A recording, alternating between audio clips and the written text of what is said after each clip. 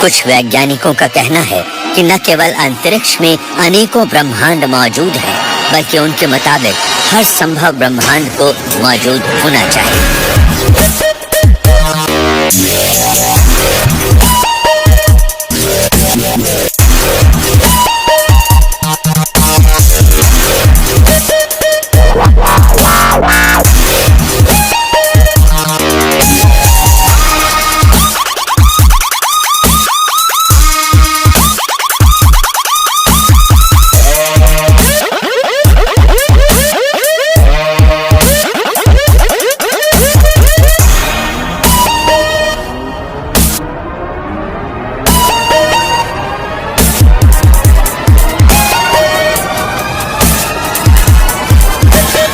हो सकता है हमसे मिलते जुलते लोग, हमसे मिलता जुलता जीवन, हमसे मिलती जुलती दुनियाओं में गुजार रहे हो। ये नतीजा हैरान कर देने वाला हो सकता है। जबकि हमारे पास इन्फ्लेशन से जुड़ा इतना दमदार सबूत है, तो वक्त है कि हम मल्टीवर्स जैसे आइडिया को गंभीरता से लें। ये ब्रह्मांड एक सेकंड के एक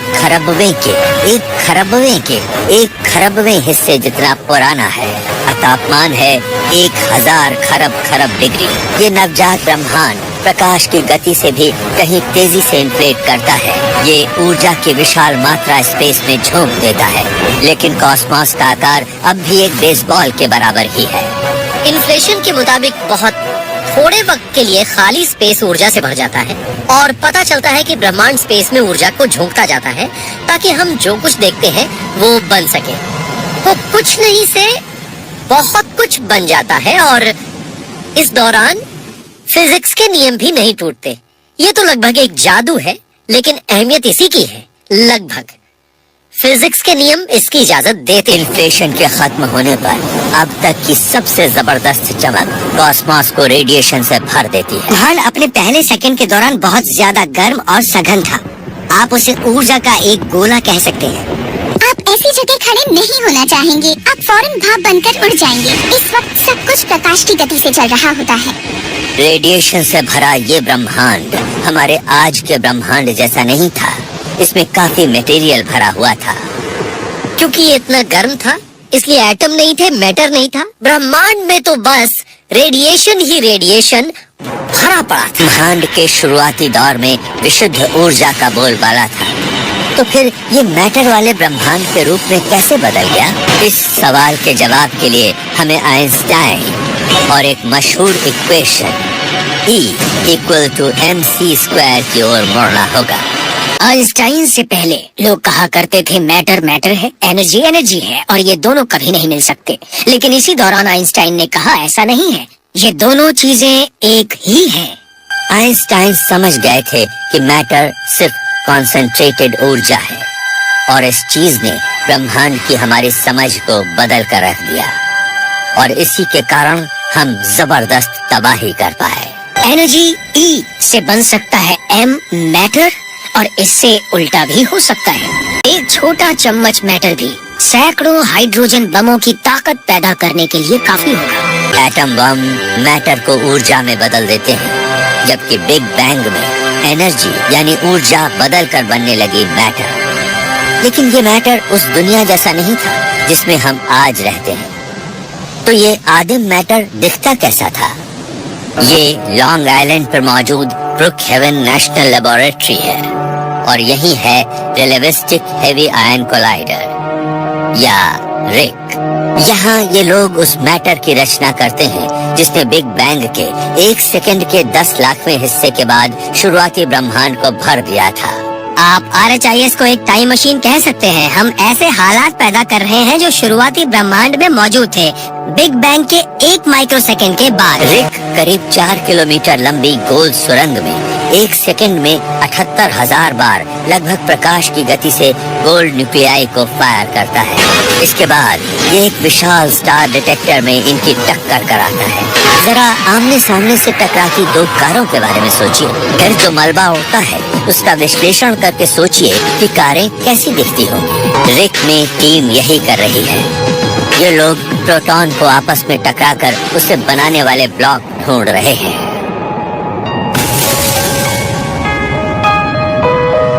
आप यहाँ जो भी टक्कर देख रहे हैं वो अलग अलग तरह की हैं। इनमें से कुछ टक्करों से ज्यादा ट्रैक बाहर आ रहे हैं।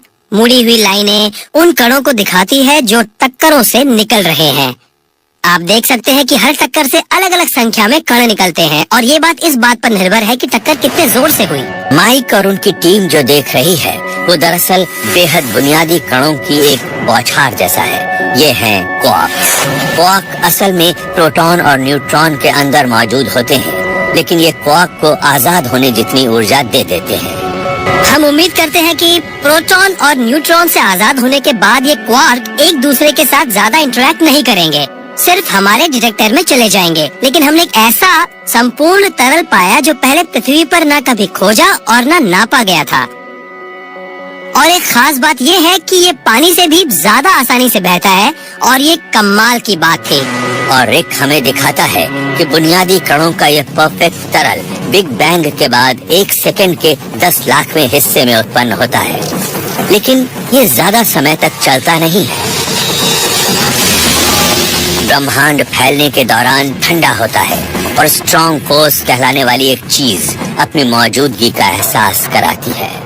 स्ट्रॉन्ग फोर्स की सबसे महत्वपूर्ण पहचान है आज नजर आने वाले प्रोटॉन और न्यूट्रॉन के अंदर क्वार्क का सिमटे होना। जब ब्रह्मांड का तापमान गिरकर 2 खरब डिग्री हो गया तो स्ट्रॉन्ग फोर्स ने क्वार्क को 3 के समूह में जोड़ दिया, जिससे प्रोटॉन और न्यूट्रॉन एटम का निर्माण करने वाली चीजें बन गईं। और तब ब्रह्मांड ने मौजूदा आकार लेना शुरू किया। लेकिन जब मैटर पूरे ब्रह्मांड में अपने वजूद में आ रहा था तब भी किसी चीज की कमी थी। लेकिन न जाने क्यों इस मैटर का मास नहीं था। लेकिन आज के ब्रह्मांड में मौजूद मैटर का मास है। पृथ्वी पर हम इसे वजन के रूप में महसूस करते हैं। अंतरिक्ष में चीजें भारहीन लग सकती हैं, लेकिन फिर भी उनका मास होता है।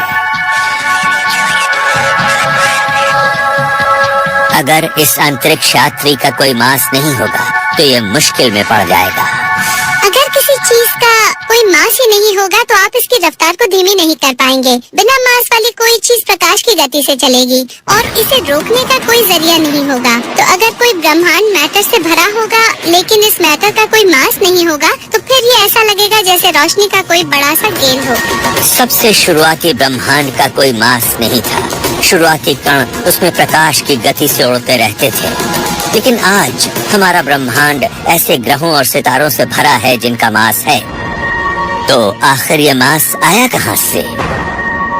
जाहिर है कि कोई ना कोई फील्ड ऐसा है जो पूरे ब्रह्मांड में दाखिल होता रहता है और अलग अलग बुनियादी कण इसके साथ अलग अलग तरीकों से इंटरैक्ट करते हैं। और फील्ड के साथ कणों का ये इंटरैक्शन ही कण को इसका वो गुण देते हैं जिसे हम मास कहते हैं। वैज्ञानिकों ने इसे पीटर हिग्स के नाम पर हिग्स फील्ड का नाम दिया। 1970 के दशक में इसके बारे में अपने विचार रखने वाले पहले वैज्ञानिकों में से वो एक थे। हिग्स फील्ड अदृश्य होता है, ये पूरे अंतरिक्ष में फैला होता है और इसके साथ एक बुनियादी कण होता है जिसे हिग्स बोसॉन कहते हैं। और जब सामान्य मैटर के कण फील्ड से होकर गुजरते हैं तो ये उनके साथ प्रतिक्रिया करता है। कोई चीज हिग्स फील्ड के साथ जितना ज्यादा इंटरैक्ट करती है उसका मास उतना ही बढ़ता जाता है। हिग्स फील्ड और हिग्स बोसॉन के बिना मास होगा ही नहीं। फील्ड एक शानदार आइडिया है, लेकिन क्या वाकई इसका वजूद है? इसे एक ही जगह खोजा जा सकता है।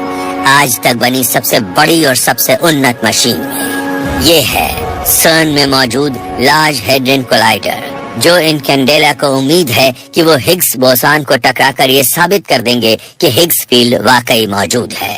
तो जब अगला दरवाजा खुले तो मैं चाहूंगा कि कैमरामैन समेत सभी लोग आगे बढ़े। सब लोग मेरे साथ आ जाएं। आ जाइए। हम जमीन में 90 मीटर यानी करीब 300 फुट की गहराई पर हैं, यानी 25 मंजिल नीचे।